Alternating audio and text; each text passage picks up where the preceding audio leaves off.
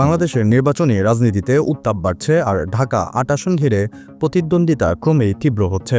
এই আসনে জাতীয় নাগরিক পার্টির প্রার্থী নাসিরউদ্দিন পাটোয়ারী এবার সরাসরি বিএনপির প্রার্থী মির্জা আব্বাসকে কড়া বার্তা দিয়েছেন। পাটোয়ারীর ভাষায়, নিজের ভালো চাইলে মির্জা আব্বাসের উচিত হবে যুবদল নেতা রবিউল ইসলাম নয়নকে চুপ করানো। তিনি বলেন, নয়ন যত কথা বলবে মির্জা আব্বাসের ভোট তত কমে যাবে।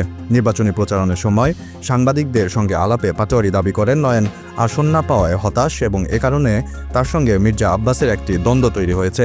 এই দ্বন্দ্ব নির্বাচনী মাঠে নেতিবাচক প্রভাব ফেলতে পারে বলেও মন্তব্য করেন তিনি।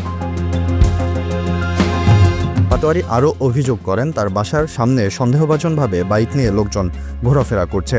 তিনি বলেন, এতে তার পরিবার আতঙ্কিত এবং তিনি প্রশাসনের কাছে পরিবারের নিরাপত্তা নিশ্চিত করার আহ্বান জানিয়েছেন। এছাড়া নয়নের একটি মন্তব্য নিয়েও বিতর্ক তৈরি হয়েছে। পাটোয়ারীর দাবি, নয়ন নির্বাচনী ক্যাম্পে গিয়ে তার বাসার ঠিকানা জানতে চেয়েছেন, যা তাকে উদ্বিগ্ন করেছে।